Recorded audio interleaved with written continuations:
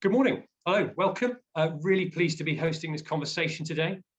So I'm Ed Davis. I'm the Policy Director here at the Centre for Social Justice. I'm going to start with a bit of housekeeping, as hopefully you're used to this by now. These Zoom webinars, refreshments and fire exits are your own lookout. If the feed goes down, we are monitoring this end. We have contingencies and backups and backups and backups, and hopefully we'll be back with you. So don't worry, but do refresh at your end too. We want this to be interactive. The question box is open. Put your questions in there. I will see them. I can relay them to the panel. So do please give us your thoughts and interaction, because we want to get into the weeds today. A reminder that you can see us, we can't see you. So panelists, no swearing, no nose picking, etc. But viewers, obviously, you're free to do as you choose. And lastly, this is the second of a series of 3 family events we're doing at the moment. And so last week, 2 weeks ago, we were looking at fatherhood and raising boys and things. And next week, on Wednesday, I think, at 4 p.m., we will be having the Secretary of State for Education here to talk about his role as family champion within the Cabinet. So do come along to that. I suspect off the back of this, you'll be sent various invites, but do join us for that. So back to the present. Firstly, I'm afraid we have to start with an apology. We were expecting to be joined by the Children's Commissioner this morning, but she has had a late call from the Minister, which I suspect is rather like being called into the headmaster's office. So she has had to go and see the Minister this morning. So we sent her with our blessing and indeed good luck, I suspect. But onto the subject. So we're here this morning to talk about the importance of family within the Commission for Race and Ethnic Disparities report. For those of you who don't know the CSJ so well, we are first and foremost a poverty think tank. We work with frontline charities to understand what's going on and how to solve poverty. And the main thing you'll hear us talk about in our work is our 5 pathways. So we talk about worklessness, family breakdown, education, debt and addiction. Glad I remembered all those. And on the surface, we don't really do a huge amount on race, but when you scratch the surface of our reports, you pretty quickly will see it is a reoccurring theme right across our work. So for example, in our addiction work, why is there such variation in different ethnic groups accessing recovery services? And what can we and do we need to do to tackle that? In education, obviously, there's been a lot of talk about education off the back of this commission. Why is there such variance? In particular, okay, we'll be hearing today from Dennis, who's looking at this for us on exclusions, alternative provision, that kind of thing. And then why do those education outcomes not map onto employment outcomes, and what's going on there? And so particularly today, looking at one of our pathways of family relationships and how they impact our lives. And the first thing I say is this can be quite uncomfortable territory. Family is immediately, it's personal and it's sensitive. We all have families, we all have stories and experiences of family, and some of them may be absolutely fantastic, but for many of us, they're not. And so it can be just easier not to go there, but we need to. And I'm going to give you some reasons why this is really important. From across the CSJ's work. So the first example I'd give is on housing, and actually just quite recently in October last year, the Office of National Statistics for the first time really looked at what is the impact of family on housing. And I'll read out the summary that they gave, which said the main reason provided for experiencing housing difficulties is now a breakdown of relationships, family problems, or both. This is reported in almost half, 48% of all cases of housing difficulties. And we find it easy to talk about planning and housing supply and social housing and homelessness and all these things, but we don't often hear about family talks, and yet it is the biggest driver. Similarly, this year we talked a lot about child mental health, and we talk about the struggle and sort of the pressures on child and adolescent mental health services. But when 4,500 children were interviewed about why they were attending these services, by far the biggest reason was a breakdown in family relationships. And I suppose the third example I might give is in our criminal justice work here at the CSJ, how family stability interplays with that, and not just people going into the criminal justice system, but in rehabilitation, how important family is in that. So we're not going to tackle our big national problems in housing, mental health, crime, and a number of other areas unless we talk about this. And so onto the commission, we were really pleased and interested to see, in its own words, it's also the first government commission study on race that has seriously engaged with the family. And if this is an issue, we mustn't be afraid to go there. So today we're going to focus in particular on recommendation 19 of the report, which is the need for a support for families review. And And I think we all know there's been a lot of noise around this report. I think some of the detail hasn't come out because of that. And so today we want to get into the detail and the long grass and really look at this issue in particular. So it's great to have the panel that we have, who have various expertise and knowledge on this. So I will give some official introductions now. So great to have Dr. Tony Sewell, chair of that Commission on Race and Ethnic Disparities, also chair of Generating Genius. And we'll hear from him in a moment about his experience chairing that commission and what they found. Great to have Mercy Maroki here. So Mercy is a GB news presenter, a new channel coming up. You may well know her as a Sun columnist, and she was also a commissioner on the Commission on Race and Ethnic Disparities. Most importantly, though, she will have an CV. Once upon a time, she was of this parish. So Mercy, it's great to have you back here. Dennis Sims, education consultant and a former head teacher, so knows that of which he speaks. He's currently here with us at the CSJ looking at exclusions and alternative provision, but with that frontline experience too, which is great. And last but not least, Christina Adoni, journalist, author, has spent her career writing about parenting and family life, and is also the CSJ's very own lead on all things family. So a great knowledgeable panel, which is fantastic to have you all here. So the last thing before we kick off, I do want to lay a couple of ground rules. So we know, talking about this sort of stuff from experience, when we talk about family, it's really difficult to do. And today we're layering race on top of that. So it's only going to add to the sensitivity of it. It really gets to the core of who we are as individuals. So it is difficult territory. So two things I would ask. Firstly, I would encourage panelists, as contributors, please disagree. If we knew the answers, we'd be doing them already, but I'd really encourage you to disagree well. And secondly, for those of you watching, if you're on YouTube or Twitter or on this webinar, I'd really ask for graciousness towards the panelists in particular, who are offering themselves to talk about this stuff in good faith. It's not easy, and if offence is caused, it is not intended, but this stuff is too important not to talk about. So I think that is probably enough from me. I'm going to go first over to Tony, if I may. He's going to talk to us a bit about his experiences of running this commission and what he learned on this topic. So Tony, over to you. Yeah, thank you, Ed. Thank you, panelists and viewers. The role of the family in the context of the report is a key factor in understanding disparities and finding solutions. The evidence is complex and definitely pushes against stereotypes and wrong generalizations. We have uncovered many positive and negative outcomes when it comes to racial disparities. One key outcome is the differing outcomes of ethnic minorities when it comes to education. Evidence shows that certain ethnic groups, such as Black African, Indian, and Bangladeshi pupils, perform better than white British and Black Caribbean once economic status is taken into consideration, and that's the key. Our analysis defines socioeconomic status as parental education, family strain, occupation and family income. The evidence took us away from explanations such as teacher racism towards these socioeconomic explanations for positive and negative disparity. And can I just put a health check in here quite quickly? We are not saying that teacher racism doesn't exist in schools. We're not even saying that teachers can't be racist. In fact, there's no way in the report at all that we deny the reality of this. However, the key driver towards some of these educational outcomes we see in terms of the socioeconomic background, and particularly in terms of the family. One of the key reasons why too many students from, and I'll talk about my own background, from, say, for example, Black Caribbean background, fail in school is that the family needs to be better resourced and supported. No, this is not a byword to blame single mothers. And I keep having to emphasize this in case of misreporting. But let's look at some of the numbers here.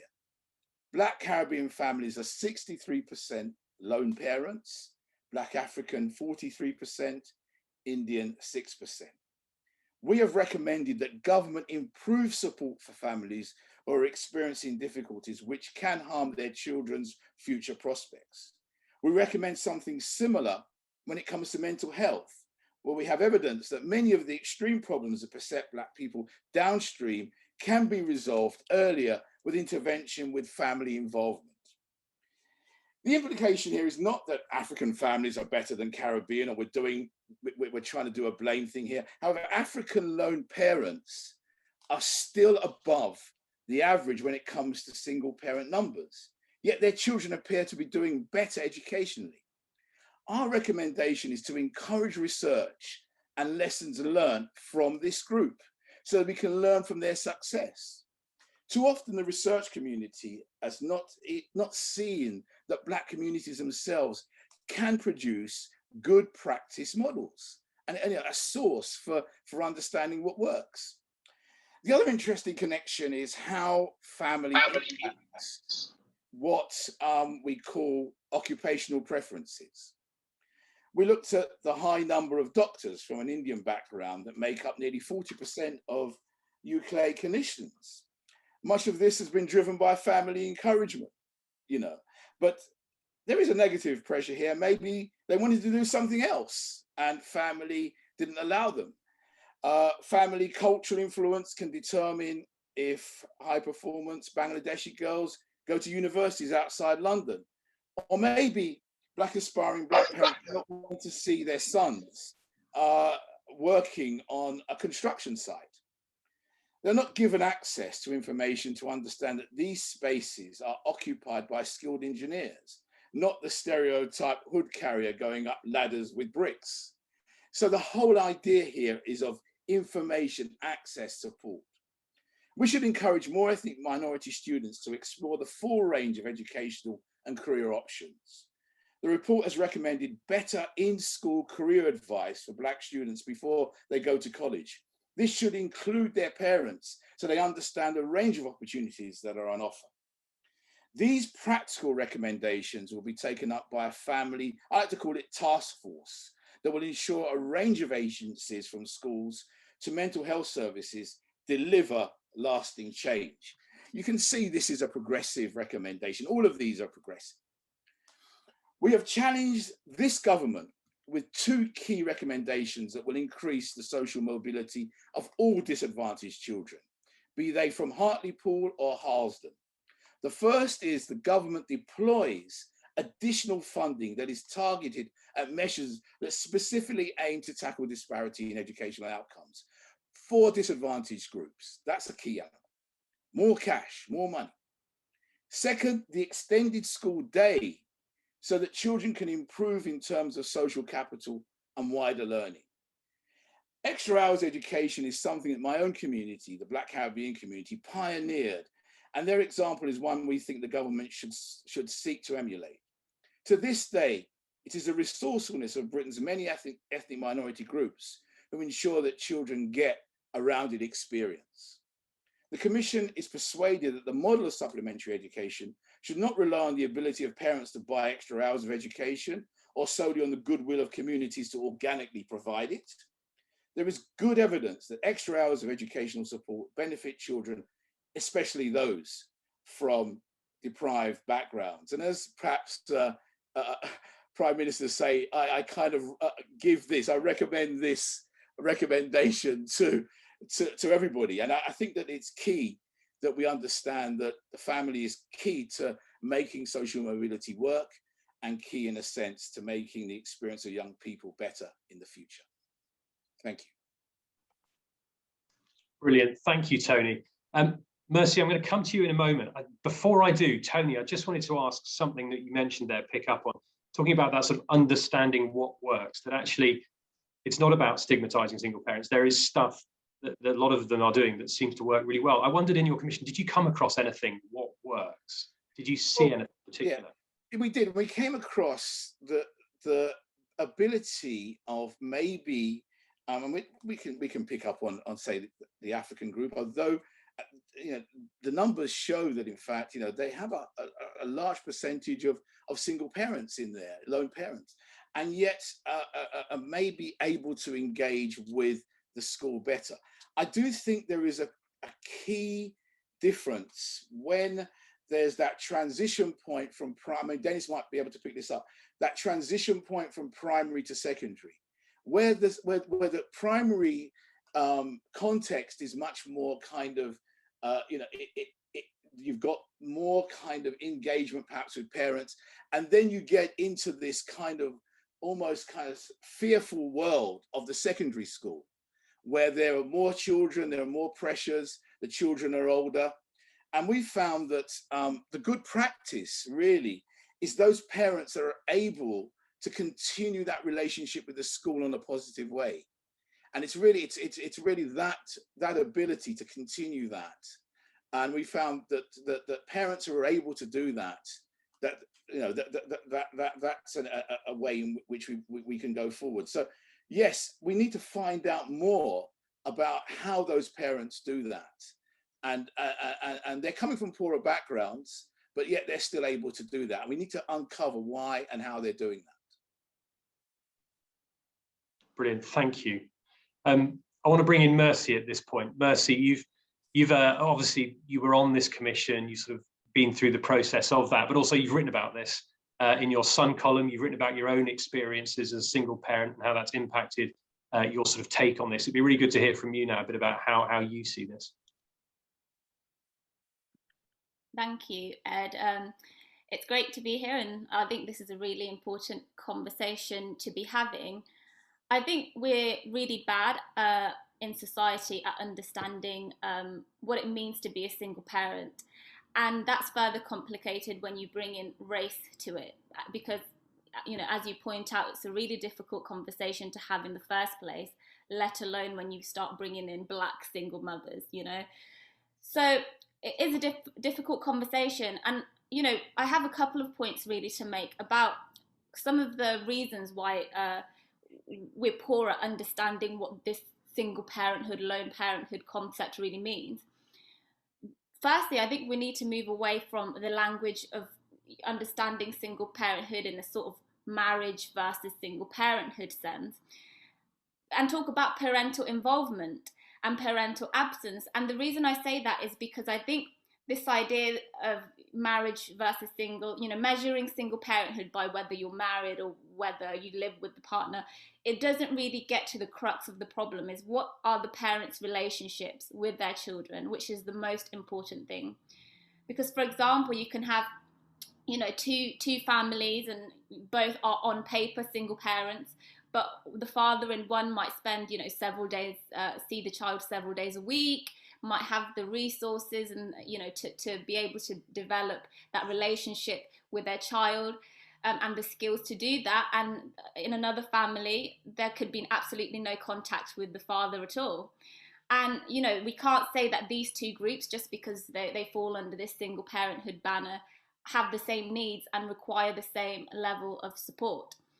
And when it comes to race, we know from America that the instances of single parenthood amongst, in particular, African American families is high. And we've known that for some time, because this America is much better at us than us at doing this kind of research. But to counteract that, some research has actually identified a higher than expected level of involvement for Black fathers in America, which means that even though, yes, okay, high single parenthood, actually the involvement aspect, it's not perhaps as bad as we think. And that's why we need to, you know, start talking about this concept of parental involvement when we're talking about what it is to be a single parent. And the other thing I would say is we really need to understand the transitions into and out of lone parenthood. So we talk a lot about the kind of statistics of how many lone parents are there in particular groups. And that's fine, and we need that data, and it's right that we should know that data. But actually what we don't understand is, you know, how do people become single parents or go into single parenthood and out of single parenthood? Does this differ across different groups? At what stage of the child's life are parents becoming single parents? Is it, you know, before they're born? Is it later on in the child's life? I don't have the evidence to make a determination about that, but I very much suspect we would see variations across different groups, and then we'd be better able to understand what is driving these trends. And bringing it back to ethnicity, I think there's a fascinating study by Professor Kathleen Kiernan at York, who specialises in families and inequalities. And she looked at this issue of kind of transitions in and out of single parenthood across different ethnic groups. And what she basically looked at, she took kind of mothers of different ethnicities who were living alone, single parents at the time of the child's birth. And then she then saw what the status of those mothers were when the child was just under a year old, in relation to, were they living with the father? Had they, gotten into a relationship with the father of the child? And there were huge disparities in this sense. So for Black mothers who weren't living with the child's father at the time of the child's birth, only 1 in 10 ended up living with the child when the child was about a year old. Whereas this was 6 in 10 for Indian mothers, and this was 1 in 4 for white mothers. So again, we're seeing that the dynamics are different across these ethnic groups in relation to how people move in and out of single parenthood. And this indicates that there must be something going on when a child is born across different ethnic groups. There's something driving what then happens to the parents' relationship and to the relationship between the parents and between the parents and the child.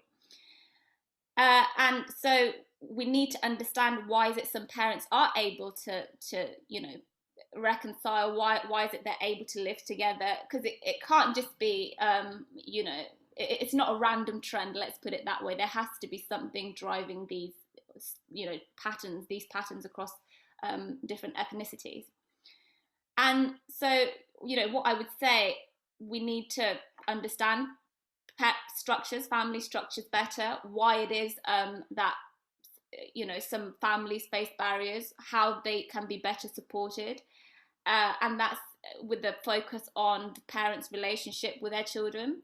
And we need to understand why some parents aren't able to make that transition, single parents, when they want to become a family unit. And often you'll probably find income plays a large part of that.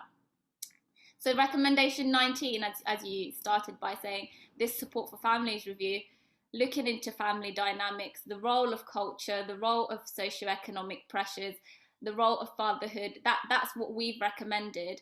And, with a focus on how this drives the kinds of outcomes that we are seeing. So I think, if anything, recommendation 19 is one of the most important recommendations we've put forward.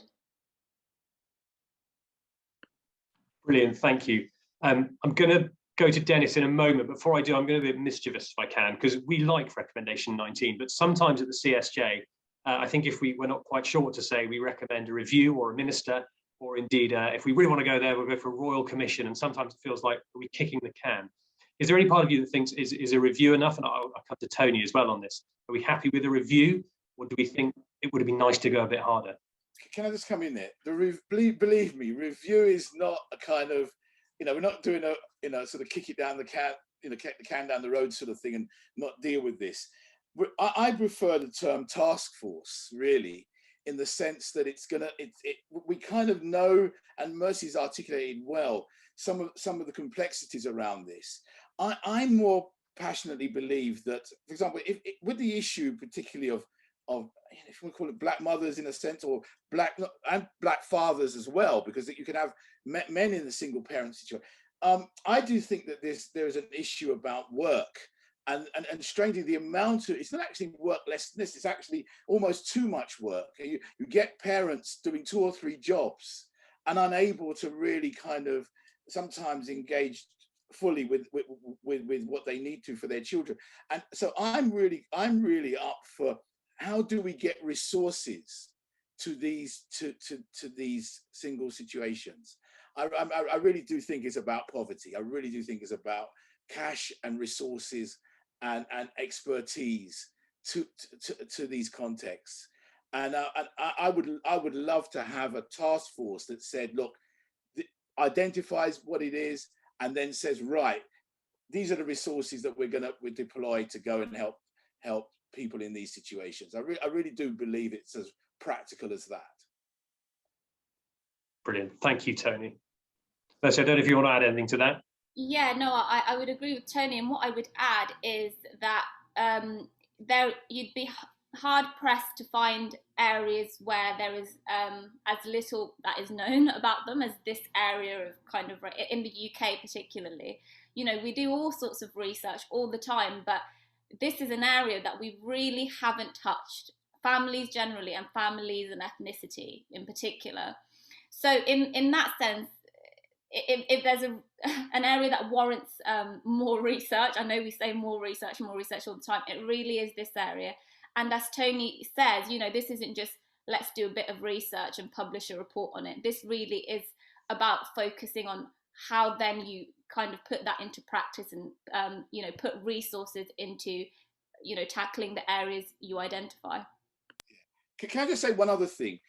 The strategy that we've used is this idea of the sort of rising tide raises all boats, because the extended school day, believe me, I mean, I don't know, Mercy, you would agree with this. The extended school day is key, because a lot of parents, the issue is that they haven't got the time because they're working, you know, or, you know, they're struggling. And so if the school was extended, doing things that were adding social value to their children, and knowing that they were in a secure environment, that would be a massive addition to supporting, you know, those contexts. So yeah, we see that as key. And in fact, you know, we're pressing hard for government to make sure that recommendation lands. Yeah. Fantastic. That also feels like the perfect segue to go to our head teacher.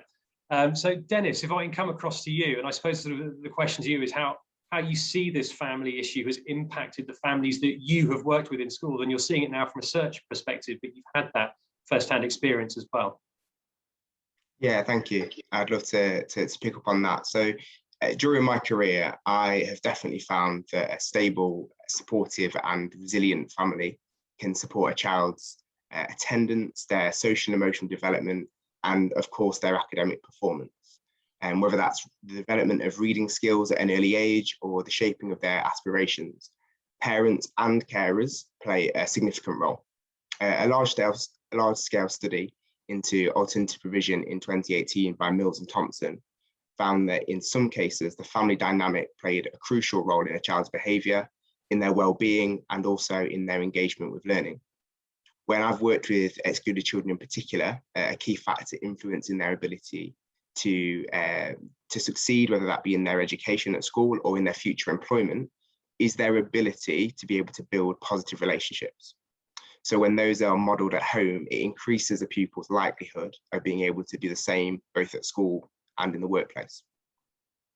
But that said, if I was able just to simply click my fingers and instantly ensure that all children in the UK receive the support at home that we would want for our own children, regardless of their ethnicity, it would not be sufficient to mitigate against the negative experiences that young people from ethnic minorities are likely to face in both childhood and in later life. The positive impact of family support, as well as their own individual agency, coexists alongside the negative impact of both systemic and institutional racism. An individual's success at school, their employment prospects, their health and well-being can greatly be influenced by both institutions and the state. The children's charity Barnardo's stated in July 2020 that major institutions in the UK operate in ways that discriminate against Black, Asian and minority ethnic people, including children. So thinking specifically about education, the government's own review into school exclusions, known as the Timpson Review, states that the role of ethnicity and other characteristics plays in a child's likelihood of being excluded is a complex picture, with links between ethnicity and exclusion differing across different ethnic groups.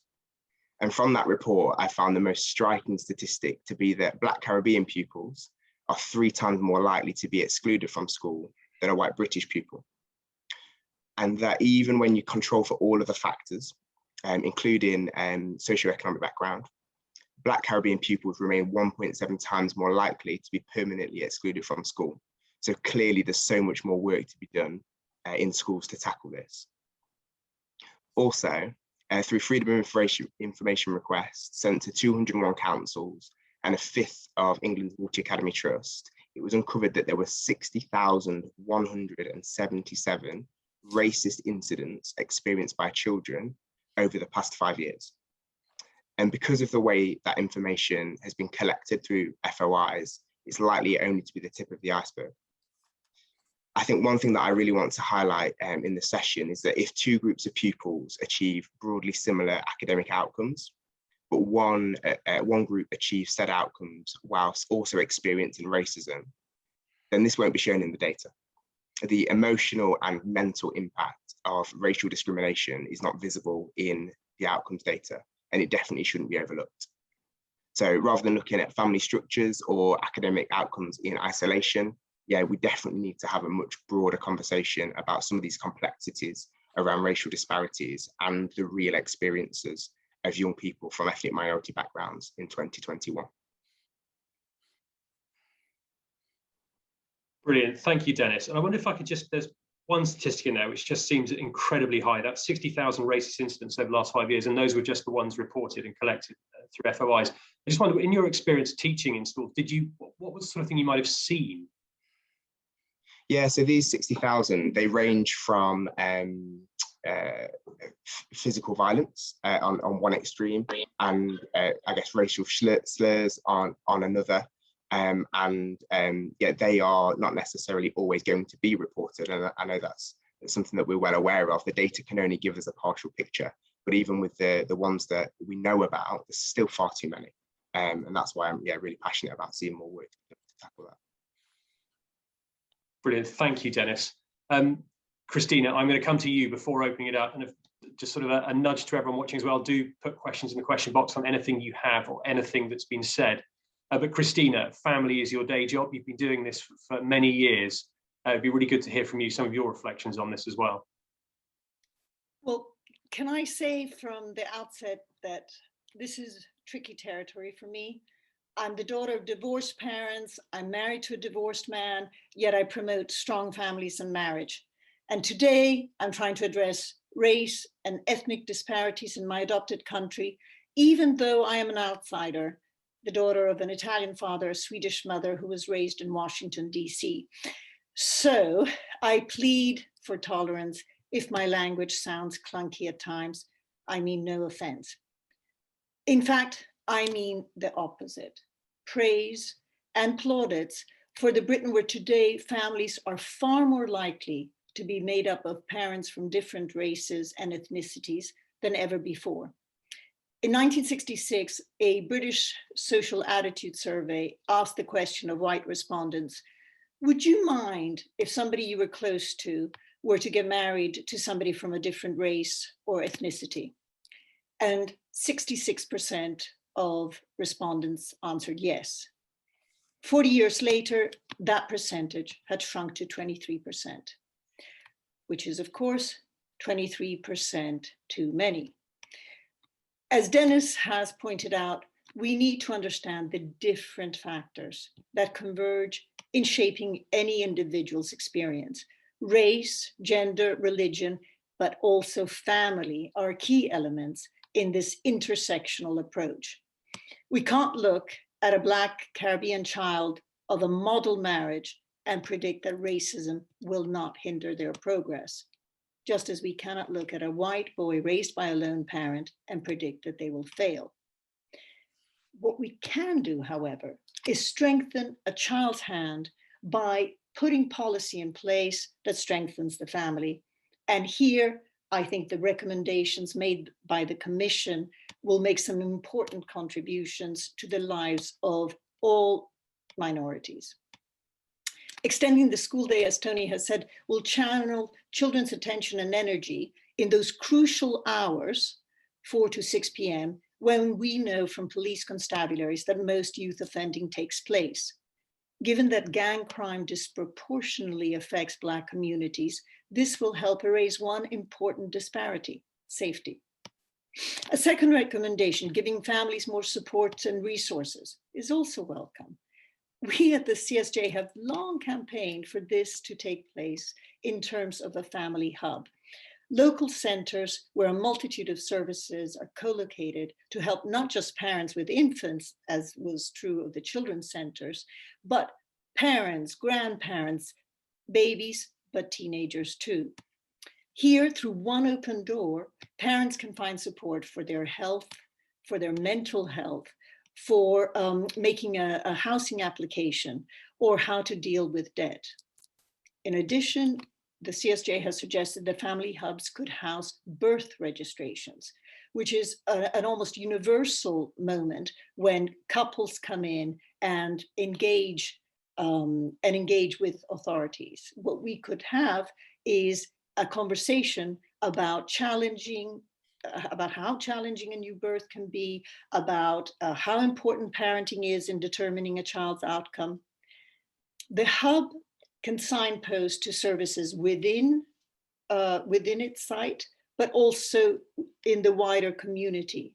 And because this is a local service, it's more likely to be accessible and more likely to be properly targeted for those who need. Strengthening the family means recognizing the crucial role that fathers play. The Commission confirms, as we have heard, what research has shown for years. More than 63% of Black Caribbean children grow up in lone parent households. Under 6% of Asian children do. We can't draw a causal link between this family structure and the disparities in children's outcomes, but we know from our own research at the CSJ, family breakdown is one of the key drivers of poverty. In the United States, John Iceland, the sociologist, found that the effect of family structure is the most significant factor in explaining about 1/3 of the disparity in poverty and affluence between Blacks and whites. So we welcome the Commission's pledge to conduct more research into family structure and disparity here in this country. But whatever the future research will find, existing research shows that fathers' engagement with their child boosts self-confidence, well-being in the child and in the parent. In the longer term, it promotes greater attainment too, and that is a fact that remains true regardless of ethnic background. As Mercy said, America has been far ahead of us in terms of research into this area.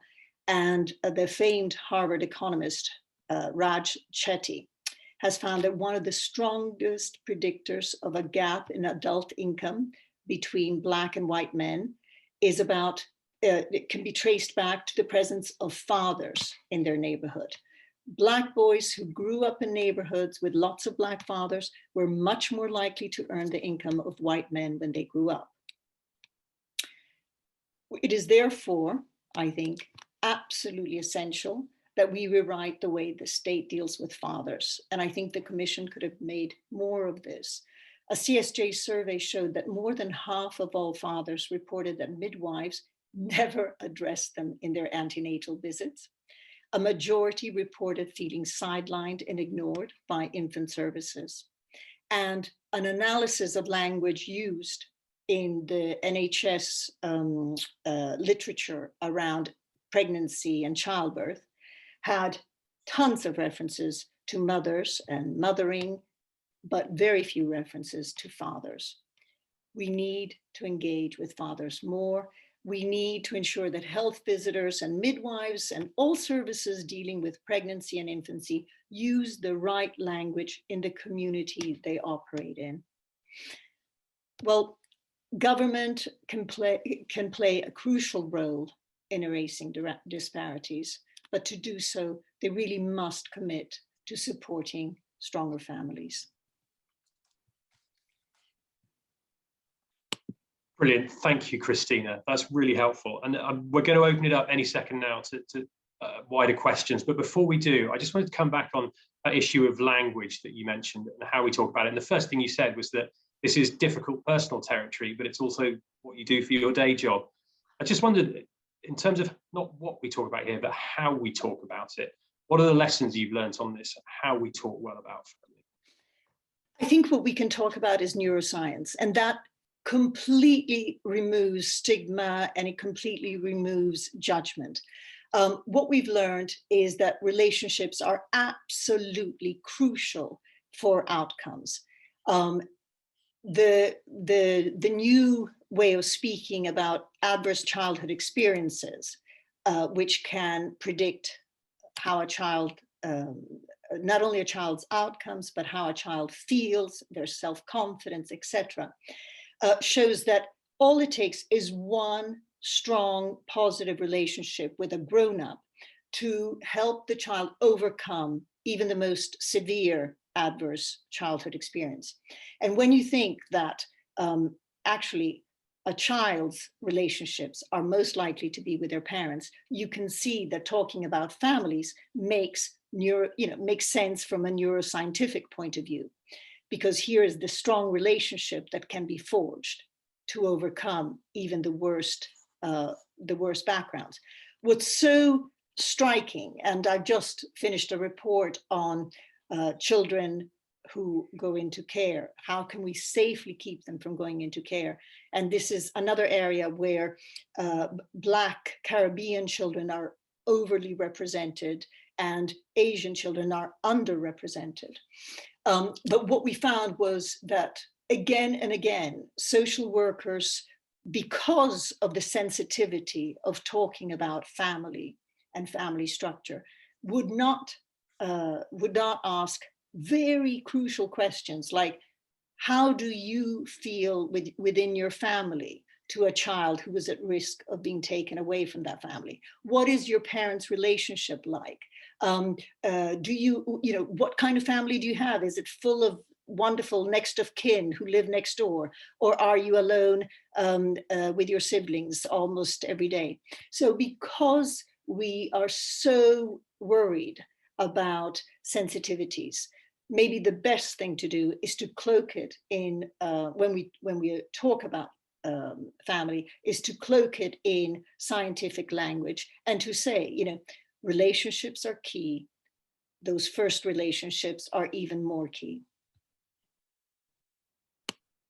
Brilliant. Thank you, Christina. Really helpful. Right, I am going to dive into some of the questions that people are sending in now. So let's start at the top. A question here from Frank Young. What challenges from government and other bodies did the Commission face in raising the issue of family within its work?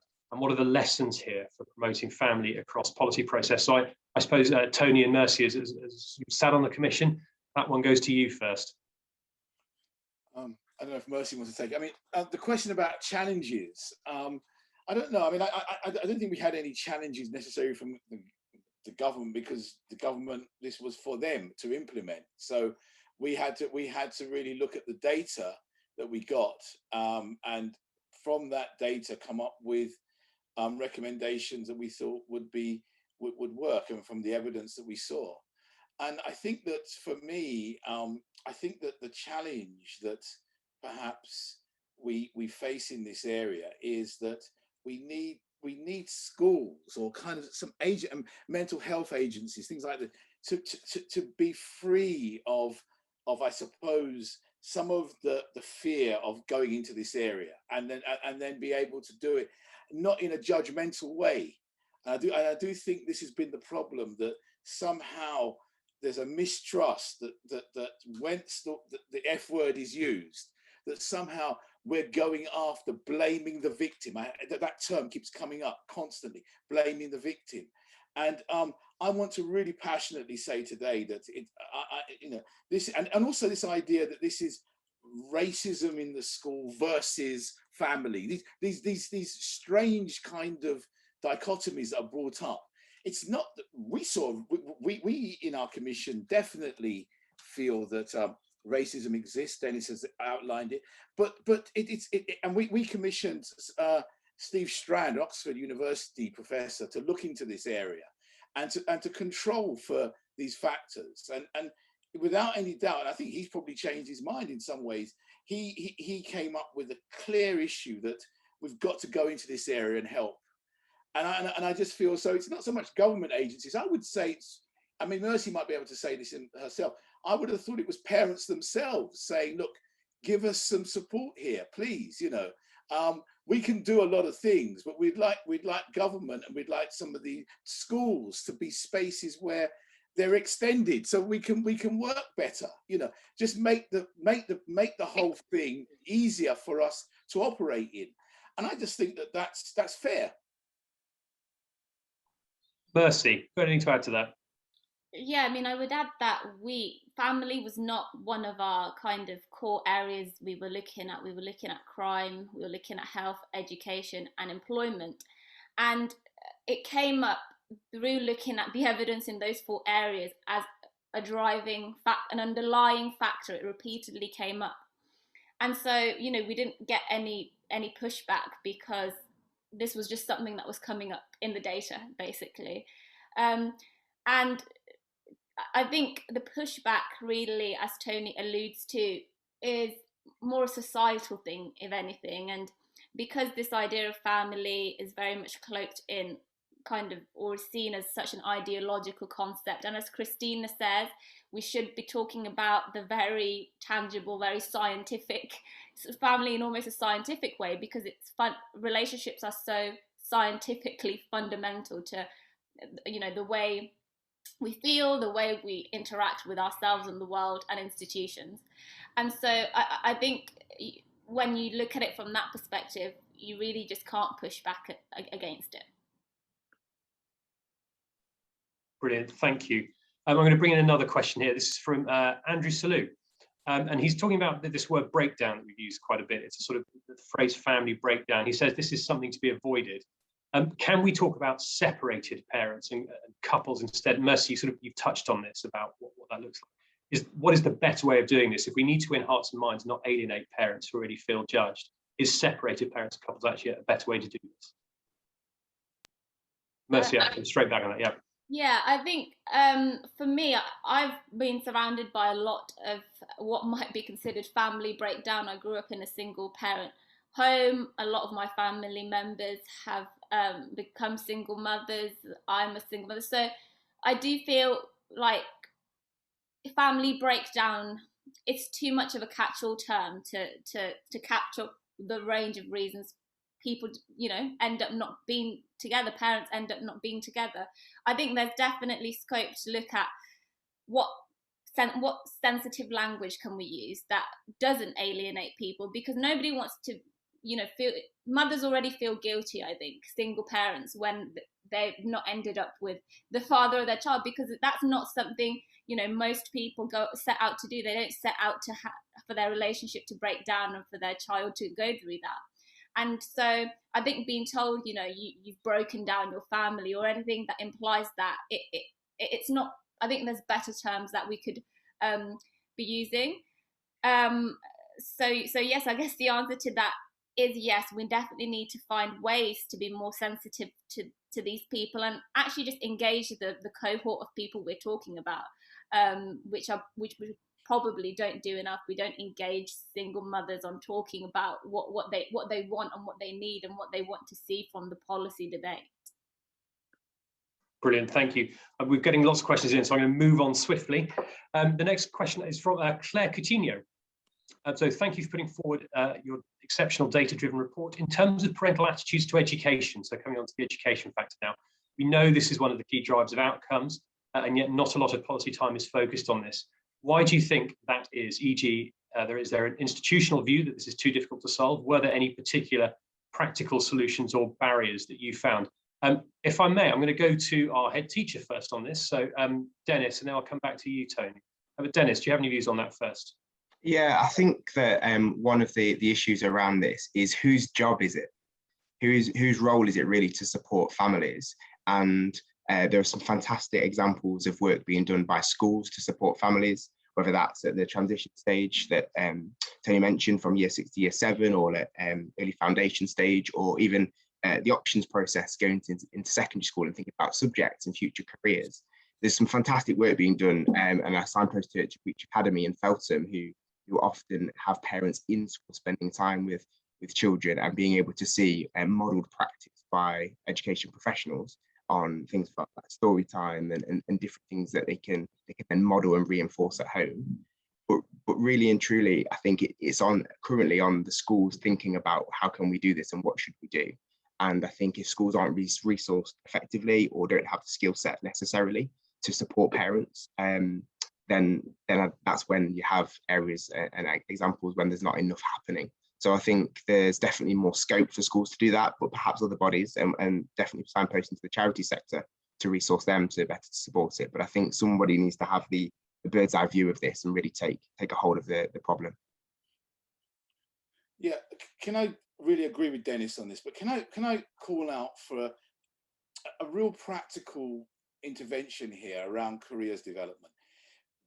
We know that that careers development really starts maybe year 7, even back in primary school, really beginning to give parents some of, I mean, what frustrated us a little bit in some of and I always wanted to kind of almost, and I do that in another job, but I mean, in a sense that the idea of some of our jobs and some of our careers that are out there and some of the routes towards those careers, some of the information that our parents have on these are strange. I mean, I look particularly at the apprenticeship role at the moment, that whole space.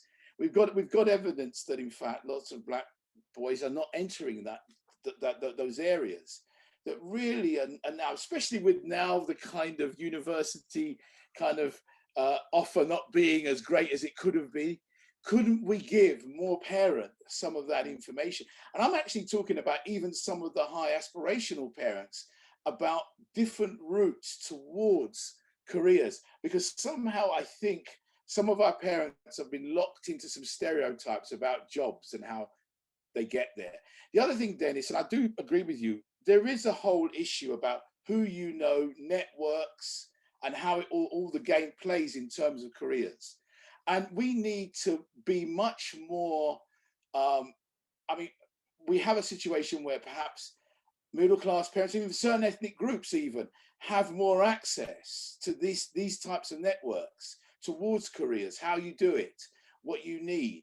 And we need schools to really be able to help our children do this. Now, I say we need schools, and I'm not saying we have to add more stuff to schools, but surely we can bring in a much more imaginative way, that kind of information, that kind of support to schools, so that those parents in particular understand what the real roots are for their parents. And actually, I'd go further, and maybe even I would say some of the cultural factors that we fear around our children, maybe actually saying, well, wait, let me think again about this. I could allow my child to leave London to go to another university outside of London. I could think about the construction industry for my son or daughter as a real career prospect, understanding these things better. So I do think we must do this career thing better than we're doing at the moment. Brilliant, thank you, Tony. I'm going to interject here with a question from the skeptics. So we're getting into the detail now, and I think some people may be listening and thinking, I'm not sure about this. So I wonder actually, Christina, if I could focus this one at you. What is the most powerful statistic or piece of evidence showing the future benefits of children having 2 children in the home, which can make an empirical case on the importance of family if I'm a bit skeptical? It's very interesting because there is a study by Wilcox and Lurson. Between 1980 and 2012, the median family income rose 30% for families with married parents and only 14% for families with unmarried parents.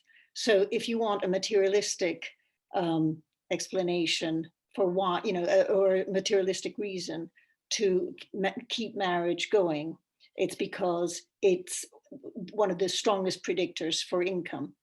But can I go back to what we've been discussing so far about parenting styles, parental engagement, greater engagement and presence of fathers? I think what we are concluding is something even more radical and important. Parenting should be seen as a public health issue. Parenting of all kinds in all communities has been shown to be such an important predictor of children's outcomes, of societal goods and ills, that I think what we are preparing here is a very strong ask of government, that just as they have in the past been able to talk about smoking or obesity as or seatbelts as something that must be addressed and must be spread out to the whole community. I think we have to now understand that parenting is that fundamental, and we need the resources and the support for a real national campaign to turn this into a good that everybody can benefit from. Thank you. And I think that leads, we've got a couple of questions here actually about early intervention, which I think that leads quite nicely into, and this idea of parenting early on in a child's life. So I'm just going to pick one of them, I'm afraid, because I can't pick all of them, but we've got one here. So the early years of family life when bonding with babies to develop secure infant-parent attachment, the research tells us is key protective factor for future emotional well-being, physical and mental health, particularly financially challenging time for families too. Does the current tax system sufficiently acknowledge this, the important role of parents, incentivize and support them to be able to give them time, providing appropriately responsive, consistent, loving care for very young children during those critical early years? I suppose, yeah, it would be good, Christine, if you kick up on that and then come to anyone else on the panel. That early years intervention question, have we got that right? Is the tax incentive? We've got it absolutely wrong. And I have to say, I was so interested in Miriam Cates MP championing a different tax system where you can have a single earner family not pay the kind of extra tax that is now demanded of it. Right now, if you've got two parents each earning, fabulous amounts, they're going to be taxed in a completely different way from a single, if one of the parents is working and one of them is at home. And that system, which penalizes the single income family, is just calculated to scare parents from staying at home and scaring one parent from staying at home. And that, I think, is something we could change very easily. It's already happening in countries like Germany, where mothers see those first few years as absolutely critical, as indeed we know they are, and choose to stay at home and then move back into their professional lives. So we do need to change our tax system. And if we do so, I think the benefit will be felt all the way, across all races and ethnicities. Tony or Mercy, did this come up in the Commission, that this idea of early intervention, this has got to get in early on these problems? Was that looked at all? Okay, I'll go for it. Yes, it did. And working what we call upstream was really important, particularly mental health issues. One of the things that we did get some evidence from was that parents were, I don't want to point to a particular group. I'm sure it's the case for white working classes as much as it for everybody, really, in a sense. But the idea of behavior and how to teach, this whole idea of discipline and getting that right. And I think there's a really almost, we haven't been imaginative enough in looking at making a crossover between the behaviors that we have in school and or in nursery, and the behaviors we have at the home, and almost making a kind of joined up thing about teaching a behavior pattern that the young child can kind of inculcate all across all the spaces that they're in, so that there's no inconsistency between what happens at home and what happens when the child goes out of home. And so I actually think there's a real need, particularly in those early years as well, to begin to teach children how to behave, literally teach them how to behave, how to manage. And you might think, well, we almost do that instinctively, but I think there's a way in which we should be doing that, so that there's consistency. Some Black children tell me, in a sense, that a lot of the problems are to do with this inconsistency later on, where different things, different expectations from different people, from at home, and also from your peer groups as well, how to manage those. I mean, there's a whole set of things that we can help our young people in, and we're just allowing them to kind of do that on the hoof. I do think we should be, ritual is a very important way of working. We come from Caribbean and African communities where ritual is there. It's not alien to us. And I think ritualized behaviors and teaching children how to behave in those ways are key. And we need parents to feel safe that they can do these sort of things. I don't know, Mercy, how you feel about that. I'm not sure in your own experience. Yeah, I mean, I don't think there's anybody who would disagree with this idea that behaviour is such a huge issue, and I'm sure Dennis could speak much more on that point about behaviour. But going back to this idea of kind of tax incentives and disincentives, I think this comes back to the socioeconomic point, which is that single parents really have it rough, unless they're on you have to be on a crazy income really as a single parent in the UK. I mean, just the cost of childcare alone is ridiculous. So I feel there's so many points in relation to the cost of being a single parent, particularly in the early years, that don't lend themselves to being able to stay at home and spend that time with your child and have that nurturing relationship, because it is incredibly stressful, and the financial pressures alone for single parents are huge. So I do absolutely think there's scope to do much more to incentivize, to make it easier for parents to stay at home if that's what they want to choose in those early years. And if I can just jump in on that as well, we often teach so many things. We teach everything, but we expect behaviour. And there was a teacher tap survey that was done last year that showed that there's much more teaching of behaviours in primary school than there is in secondary. And I'll be really interested to see, to what extent the teaching of behaviours is done at home as well. But from my experience of kind of early years, pupils are arriving at school already behind their peers. And that just shows that what happens in the home in those very, very early stages is really, really important. So yeah, definitely would like to see more support going into those early interventions. Can I say, Ed, even the Sutton Trust found that what happens at home, your home environment is more important in terms of predicting how you will enter school, your school readiness, than your socioeconomic background, your race, your ethnicity. So it is absolutely fundamental that parents know how to prepare a child for that socialization that comes with schooling. And again, I think this is why it is a public health issue. Thank you, brilliant. Given we are now on the education theme, let's mine some questions from that. We've talked a little bit about that concept of extending the school day, and I know actually the CSJ is something we're pushing for as well. We've a question here around supplementary schools. We established the successive supplementary schools and the key role they could play.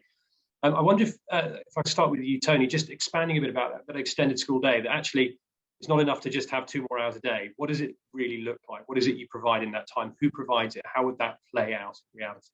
I think how it plays out, and one of our comparisons really was with what happens in independent schools, where they seem to have their, for example, debating societies. The whole idea of learning as an instrument. It's not just more extra maths.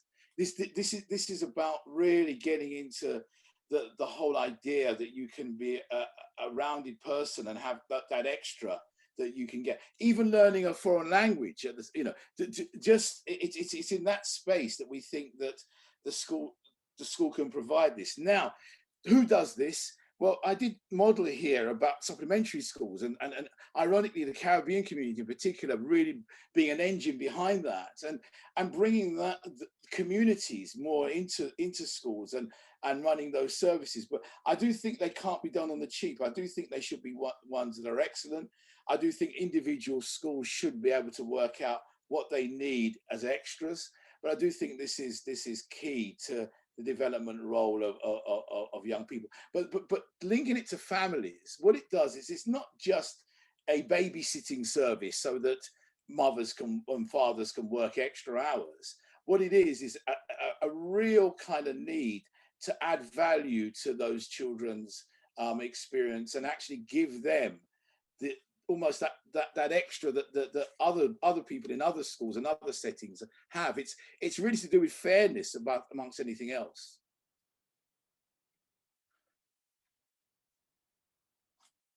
I can't hear you. I need to unmute. It's a classic. We're a year in. I'm still doing it. Any of the other panelists want to come in on that one? Yeah, definitely. I think for those who might not be aware of supplementary schools and their prevalence and success, particularly within the Black, Caribbean and African communities, I'd really recommend a book by a Carla called Natives, which is subtitled Race and Class in the Ruins of Empire. And he shares his experience of usually Saturday school and going and getting an opportunity to learn and develop English, maths, core skills alongside history of Caribbean countries. And I think there's definitely some work being done in English schools now to look at curriculum in the broadest of senses and to ensure that everybody's experiences, regardless of ethnicity, are part of their education.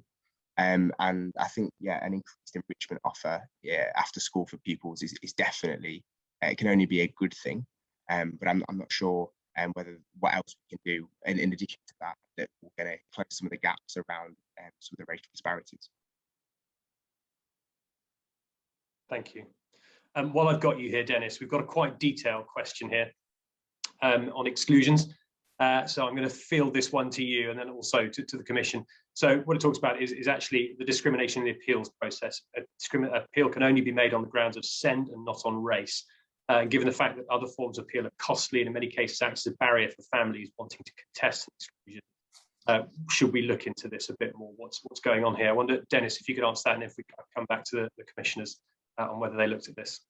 Yeah, definitely. So that's something that's really lacking, the ability to appeal an exclusion on the basis of potential racial discrimination. And as a parent, the exclusion process can be really, really difficult, understanding what's happening, what your rights and expectations are, and who the different players are in the process. So there's definitely an opportunity to provide more support to parents and to help guide them through that process. And particularly parents that may be from particular socioeconomic groupings or from particular ethnicities may be have less access to the types of information that they need in order to navigate that process successfully. I often worked in alternative provision, so this was after the point of exclusion, and there's a real risk that both the children and the parents of children become disenfranchised with education at large because of that process and that experience.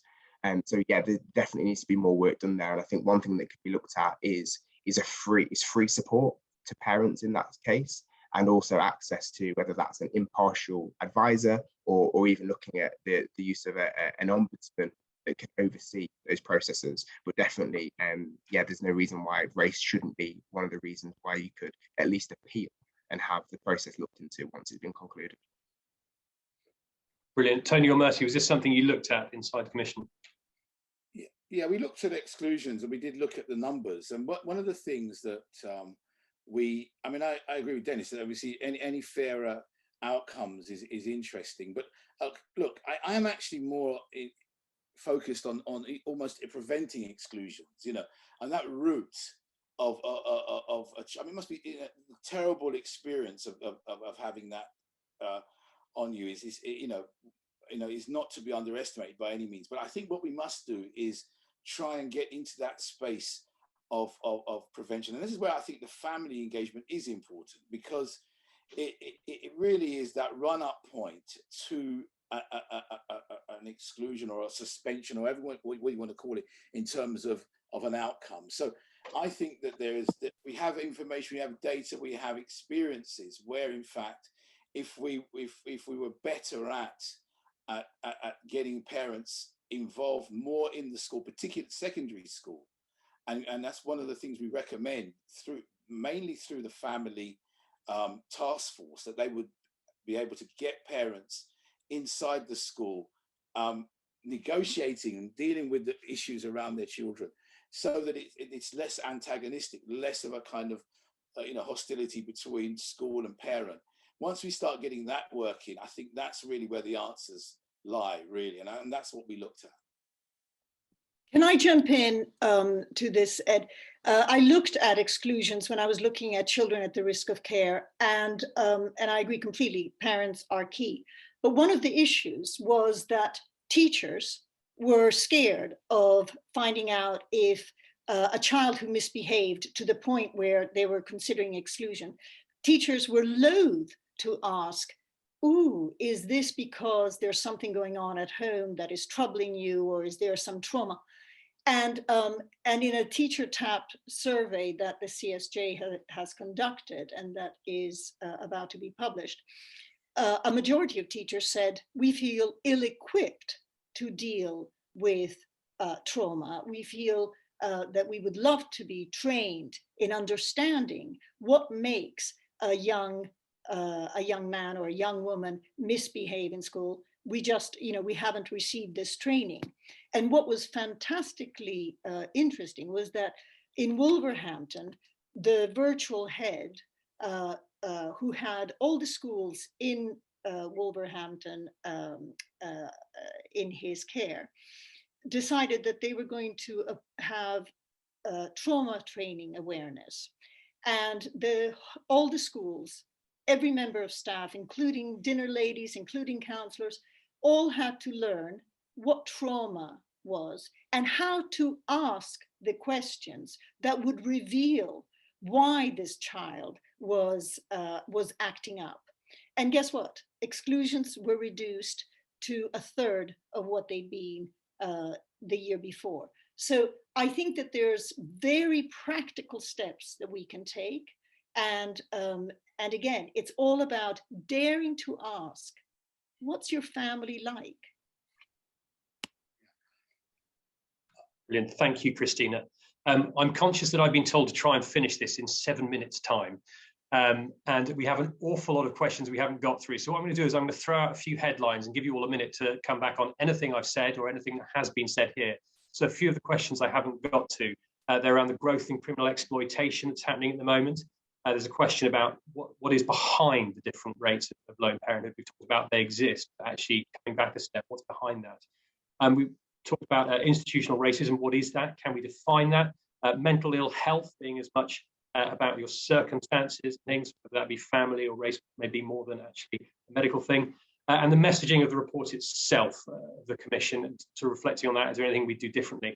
So there's a lot of questions there we're not going to get through, and a lot's been said already. So I just want to give each of the panelists a minute to pick up on anything there that we've not gone to, or anything that we have that you'd like to say more. So Christina, given you're on my screen, would you like to go first?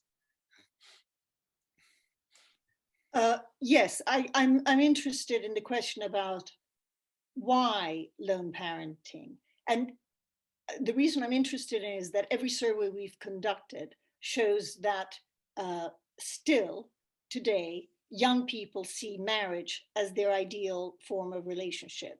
So what happens between what they want more than anything, which is marriage, and their inability to end up in marriage? I don't know, but I think it's a really, really interesting issue. Brilliant, thank you. Dennis, let's come to you. Anything you'd pick up on from this? Yes, the question around definition. So the McPherson report states that the collective failure of an organisation to provide an appropriate and professional service to people because of their colour, culture or ethnic origin. It can be seen to be detected in processes, attitudes and behaviours, unwitting prejudice, ignorance, thoughtlessness or racial stereotyping. I think there's a really interesting point there about it can be unwitting prejudice. But yeah, and that first report is a good place to go if you want to find out more.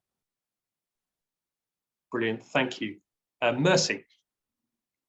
What I noticed about those questions is they touched on so many other different kinds of issues, which I guess would showed that, you know, people intuitively acknowledge that family does relate to all these other issues that we see in society. And I think that's something, you know, we don't agree on much these days in society, but that's something we can agree on, that family really is driving so much of, and not necessarily family structures, but just relationships, and parenting is driving so much of what we're seeing. I think, you know, in terms of picking up on the institutional racism thing, I think it was very unfortunate that the report, what we were saying, was misconstrued. And I'm sure a lot of people would have seen all the headlines about us denying racism, which was never at all what we did in the report at all.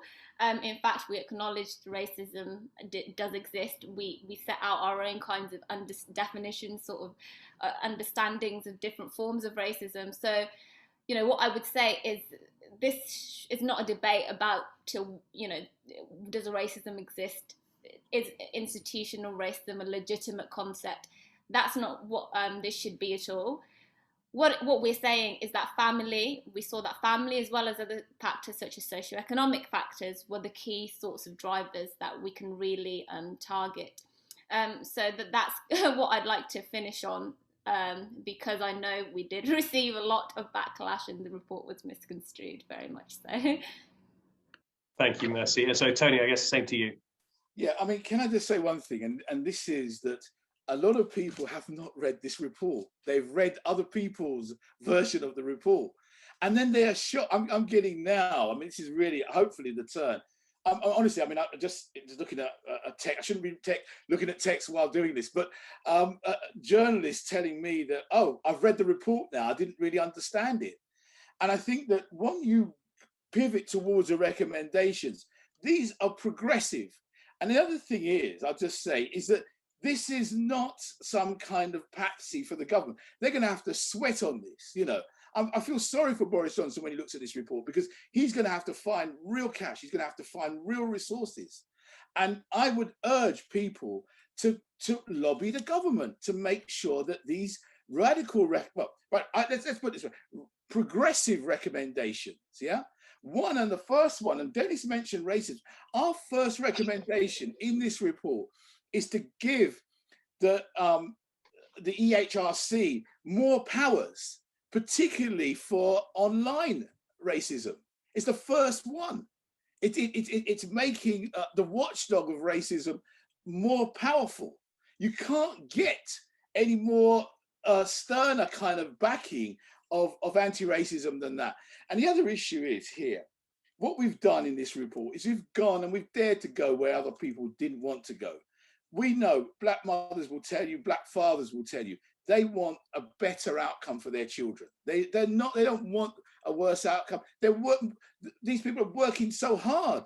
This is the problem. All they want is support and help, and they would welcome any report that's going to help them do this. So I would urge people just to do the sensible thing, not read the reports of it, which are politically charged, but read the report itself, read those recommendations, and then put your hand on your heart and tell me if this is not something you want to support.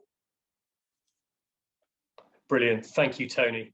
My red light telling me it's 12:20 and I need to finish is now flashing. So I think this is the point where I'm supposed to give a sort of pithy summary of everything that's been said.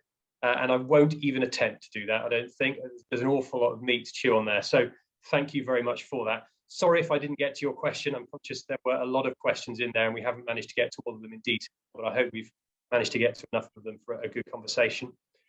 Back on the housekeeping, a reminder that we've got the Secretary of State for Education next Wednesday at 4 p.m. And if you're on this call, you will receive an email about registering for that one. He'll be talking about his work on family. And so just thank yous after that. Thank you very much to our panelists. I think that was a really helpful conversation. I think it was conducted in good spirit. And if we have more of this sort of thing in the world, I think it would be a considerably better place. Thank you to all who've been watching. Thank you for your questions and engaging with this. And do get in touch with us. Got things to comment on about this and what you made of it. And hopefully see all of you next Wednesday. Bye now. Thank you.